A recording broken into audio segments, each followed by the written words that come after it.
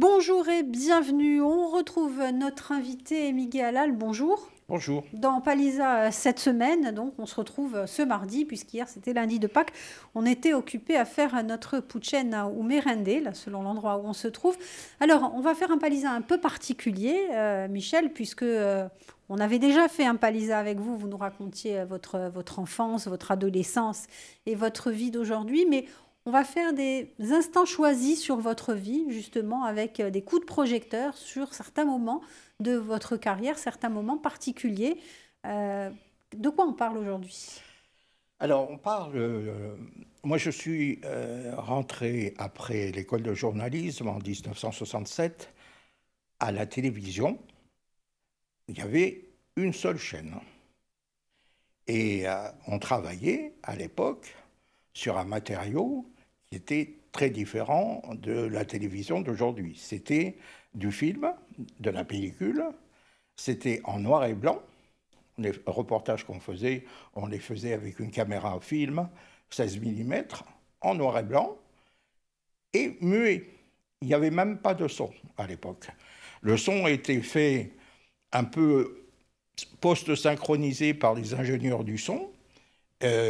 On enregistrait un vrai son et en fait, on le mélangeait après. Donc c'était très très compliqué de faire du reportage comme on le fait aujourd'hui. Aujourd'hui, on appuie sur un bouton, sur un iPhone ou une caméra numérique, et on fait une émission de télévision complète. À l'époque, non. Donc je suis rentré là, après 2 ans d'école de journalisme, et j'avais pas envie de faire du journalisme rédactionnel. Parce qu'à l'époque, c'était la période où les téléspectateurs français découvraient une émission extraordinaire de reportage qui s'appelait 5 colonnes à la une. Et 5 colonnes à la une, c'était donc la magie de la télévision, et on voyait des reportages qui étaient faits en France, à l'étranger, partout.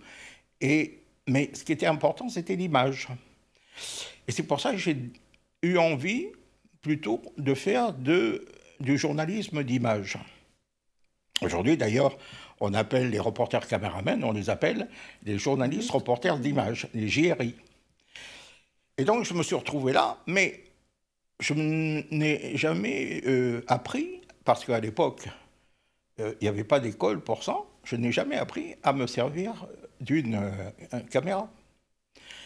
Et j'étais embauché, entre guillemets, mais en fait, j'étais pigiste, c'est-à-dire que je travaillais au coup par coup, au service des sports, alors que j'ai horreur, mais alors une horreur totale du sport. Je suis un flemmard professionnel. Et il y avait au service des sports de la première chaîne de l'ORTF un garçon qui était reporter caméraman, lui, qui s'appelait Paul Constantini, un Corse, qui m'a pris sous son aile et qui m'a appris à me servir d'une caméra. Alors, il y avait deux sortes de caméras. Il y avait une petite caméra qu'on appelait un Bellowell, c'est une petite caméra presque comme on a connu quand on était enfant, et une grande caméra professionnelle. Et il m'a appris à me servir de ça. J'ai découvert la chose. Et moi, en fait, c'est vrai que je faisais de l'image, mais évidemment, au fond, je faisais du journalisme. Et je me suis retrouvé donc sur les stades, le dimanche, à faire des images de l'athlétisme, du tiercé, des matchs de foot. Bon, tout ça, et tout d'un coup, un jour, c'est une chose extraordinaire, j'étais sur un match de foot et il y avait les vrais professionnels de la caméra qui étaient en haut dans les tribunes avec des grandes caméras pour filmer l'action, et les petits pigistes comme moi qu'on mettait derrière les buts. Et je me suis dit, mais pourquoi on ne voit jamais à la télé d'image du ballon qui rentre dans le but? Et j'ai tourné comme ça. Alors ça a duré longtemps, parce qu'avant que... Avant qu'il y ait un but de marqué. Avant qu'il y ait un but de marqué, bon. Donc je filmais, et à un moment donné, donc il y a le tireur qui marque un but, et je filme ça. Et moi j'étais tout content. Et je rentre à la rédaction et tout. Et mon chef de service qui m'engueule en disant « Mais qu'est-ce que tu fais? Mais pourquoi tu as filmé ça comme ça? Il ne faut pas, il faut être sur le côté, il faut... » J'ai dit « Mais regarde, c'est très très beau de voir le ballon rentrer. » « Non, non, non, non, c'est pas comme ça qu'on travaille. » Et je me suis fait engueuler, alors qu'en fait, sans le vouloir, j'étais à l'origine des images qu'on voit maintenant depuis des années sur les matchs de foot, où il y a toujours une caméra, que ce soit du direct ou du différé, il y a toujours une caméra derrière les buts pour qu'on voit l'action. Et donc, il y avait ce type qui était vraiment, à mon avis, un abruti parce qu'il n'a pas compris le sens de l'image, qui m'a traîné dans la boue parce que j'avais fait ça. Et c'est un truc étonnant. Qui vous a marqué? Qui m'a marqué parce que, en fait, après, l'image, c'est quelque chose qui se sent... qui se ressent, plus que... Oui, on l'apprend la pas caméra, dans un livre. ce sont nos yeux. Hein. Voilà, et le boulot de journalisme d'image, c'est justement pouvoir rapporter pour le téléspectateur des faits vus comme si le téléspectateur était sur les lieux de l'événement. Et ça, c'est un principe de base qui, petit à petit, est venu et tout. Mais voilà. Alors aujourd'hui, il y a une chose qui me... Alors, en revanche, qui m'énerve beaucoup, c'est que les JRI d'aujourd'hui, quand ils font une interview, ils font une interview de l'invité, de l'interviewé, de profil. On a l'impression d'être... Alors, moi, j'avais un rédacteur en chef qui m'avait appris ça. C'était un rédacteur en chef qui avait été longtemps aux États-Unis et qui, lui, a appris en regardant la télévision américaine. Et il nous a dit, il ne faut surtout pas filmer comme ça des gens de profil. Pourquoi? Parce que le téléspectateur, quand il regarde une personne qui l'ignore totalement, le téléspectateur. Et le téléspectateur, ils se sont exclus du truc, en fait. Et le principe, c'est ce qu'on a appelé après l'axe caméra. C'est-à-dire qu'il faut que le caméraman, le GRI, se mette derrière le journaliste intervieweur pour que le regard de la personne interviewée, on ait l'impression qu'il s'adresse à la caméra. Et donc, par définition, au téléspectateur. Ça, c'était un principe de base qu'aujourd'hui, les jeunes n'appliquent pas, et je ne sais pas pourquoi. Et alors, on a toujours l'impression qu'on est là, comme ça, et on espionne une situation avec un type qui parle à quelqu'un, on ne sait pas qui c'est, et c'est surréaliste, quoi, je ne sais pas. Voilà. Allez, la question est posée, on va voir si on a des retours justement là-dessus. On se retrouve dès demain, Michel. À demain. Bonjour, on retrouve Miguel Alvolterra, bonjour. Bonjour. Ancien rédacteur en chef donc à France Télévisions. Des événements qui vous ont marqué, c'est un peu le principe de Palisa cette semaine, de vous découvrir à travers certains événements qui ont pu vous caractériser. Alors, un événement, je vais raconter d'ailleurs, il y a quelque temps, c'est un événement Mitterrand, 1981. Donc, moi, j'étais journaliste. Et je m'occupais à l'époque, j'avais cette mission de faire la coordination entre les rédactions et les palais d'Élysée. Et puis il y a eu donc la campagne présidentielle de 1981. Et je me suis occupé de la couverture de toute la campagne avec tous les candidats.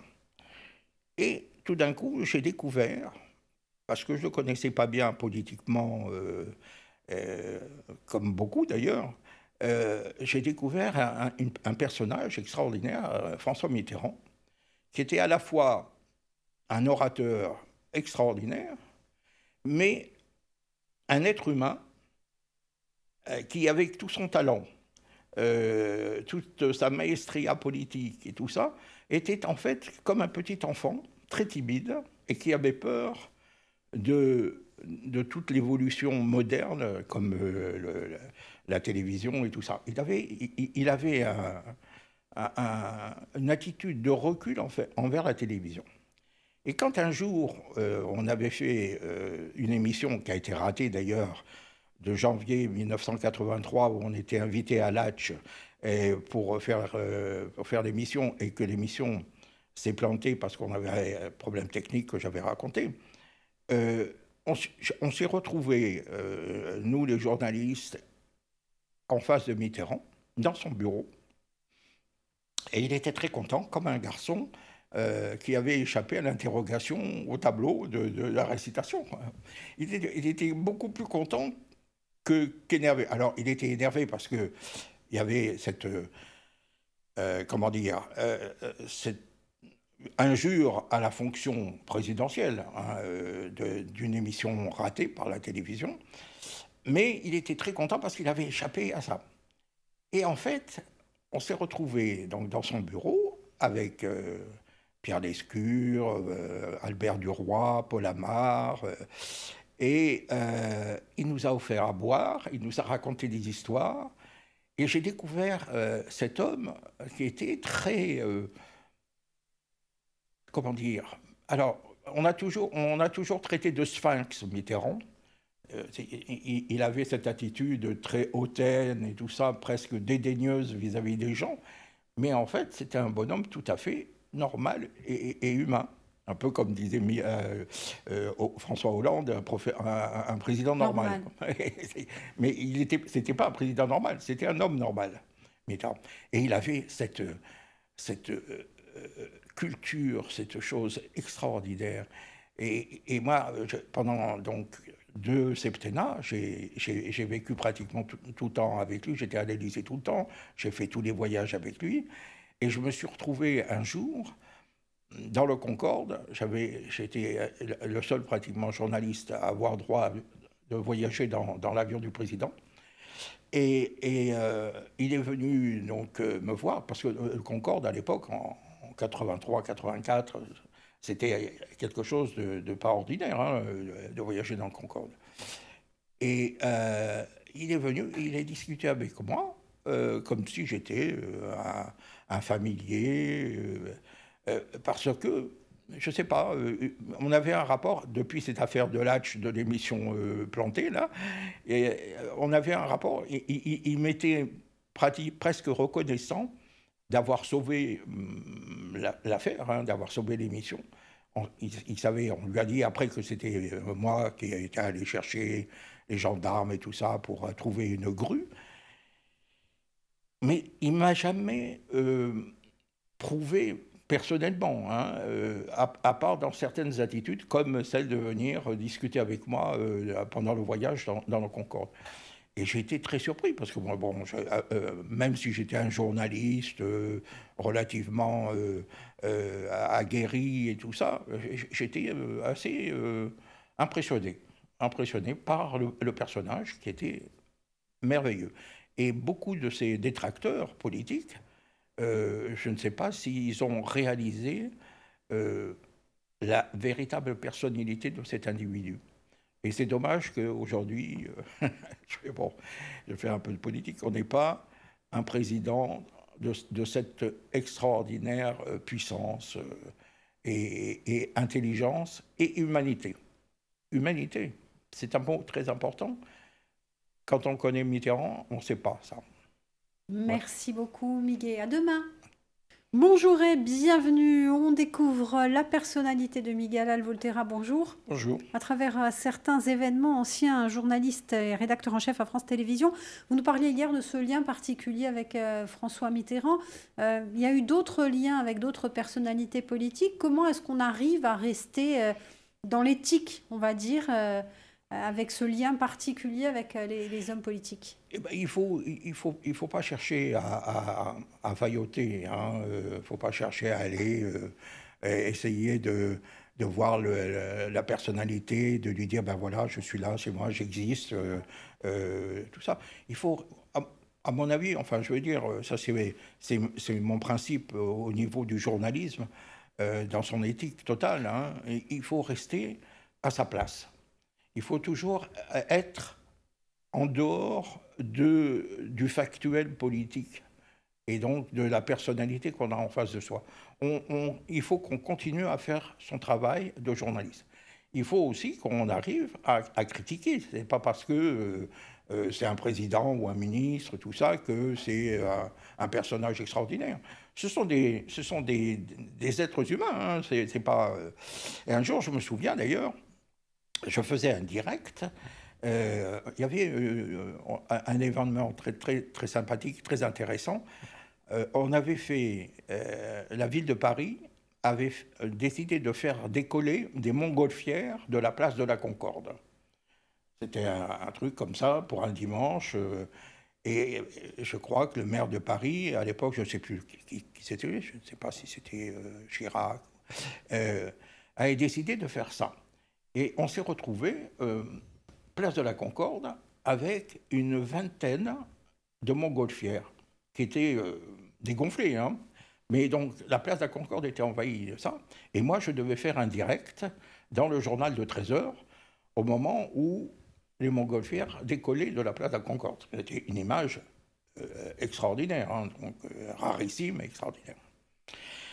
Et je vois arriver un type qui se présente et qui me dit « Je suis l'attaché de presse du ministre des Postes et Télécommunications ».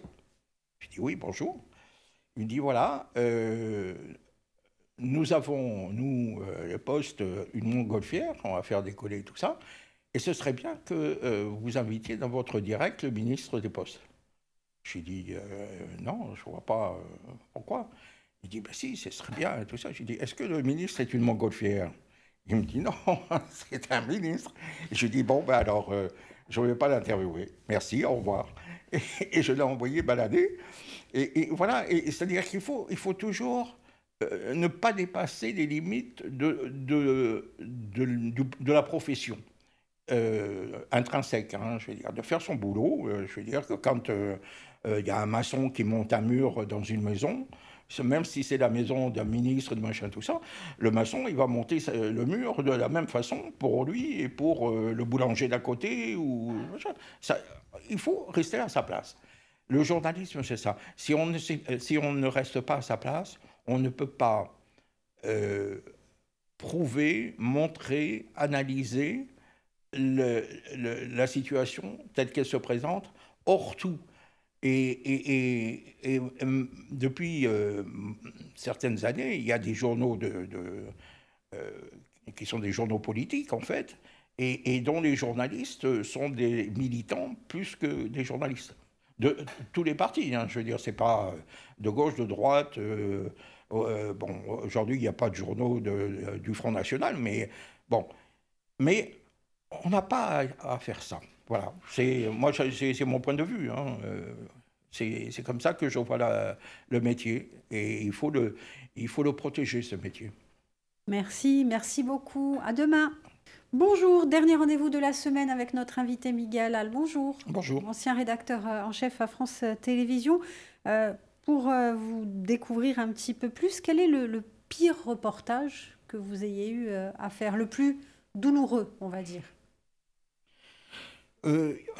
Honnêtement, autant que je m'en souvienne, je n'ai pas eu de vrais... Alors, les situations difficiles, je me souviens, c'était au moment du rapt du petit Éric Peugeot. J'étais donc jeune journaliste. Et on faisait, nous, une planque, les journalistes, avec les policiers. Parce qu'il y avait cette situation où il y avait les policiers qui planquaient devant l'immeuble de la famille Peugeot, en attendant qu'il y ait une preuve pour l'enlèvement, le rapt du petit Éric. Et nous, moi j'ai passé des nuits et des nuits à faire la planque comme un flic, hein, mais bon, vu de ma fenêtre de journaliste. Et on n'a jamais eu, c'est après hein, que l'affaire a été résolue, mais pendant la période où moi j'étais sur cet événement, j'ai toujours eu cette sensation un peu difficile, inquiétante de Est-ce qu'on va voir arriver quelqu'un? Est-ce qu'on va apprendre quelque chose? Et ça se passait en plus, c'était plan que de nuit, donc c'était encore plus difficile comme environnement. Et tout d'un coup, on est impuissant. On est impuissant comme la police et tout ça, voilà. Donc, mais il y a eu d'autres événements qui étaient beaucoup plus sympathiques. Je me souviens que Le moment le plus heureux, justement. Oui, j'étais plus... Alors, j'étais sur la 5 et j'y réfléchissais depuis quelques années et je n'avais pas encore trouvé la solution. Le défilé du 14 juillet. On le voit toujours de la même façon, c'est toujours les mêmes images. On peut pratiquement surimpressionner les images sur 10 ans, c'est toujours la même chose. Et on a eu à cette époque, sur la 5, à fin des années 80, la possibilité mécanique, technique, de faire des choses différentes. Et a été inventé ce qu'on a appelé la paluche, c'est-à-dire une caméra qui a une forme de stylo qu'on pouvait mettre n'importe où et qui nous permettait d'avoir des images différentes. Et j'ai eu l'idée de mettre cette paluche sur le képi, le casoar d'un Saint-Cyrien pendant le défilé du 14 juillet. Et on a vu cette image vraiment extraordinaire, vue de la tête d'un Saint-Cyrien qui remonte les Champs-Élysées et qui arrive sur la place de la Concorde devant la tribune officielle, mais vue comme ça, on n'avait jamais vu ça. Et tout d'un coup, c'est vrai que la technologie nous a apporté énormément de possibilités. Et moi, comme je vous disais au début de la semaine, j'ai commencé en 1967 avec des caméras de film noir et blanc muet, et j'ai terminé ma carrière à France 3 Corse. J'ai créé le site internet de France 3 Corse. Et donc, je suis passé de cette caméra film noir et blanc au numérique mondial, parce que Internet est mondial. Et le directeur régional de France 3 Corse à l'époque m'avait demandé, au moment de la création de Via Stella, de créer ce site Internet. Il n'y avait jamais eu de site Internet pour aucun média à l'époque. C'était en septembre 2000. Et en septembre 2000, aucun média, journal papier, radio, télévision, n'avait de site Internet. Et avec un technicien, un informaticien de France 3 Corse qui s'appelle Olivier Bonnemer, il a créé ce site Internet. Et on a fait le premier site.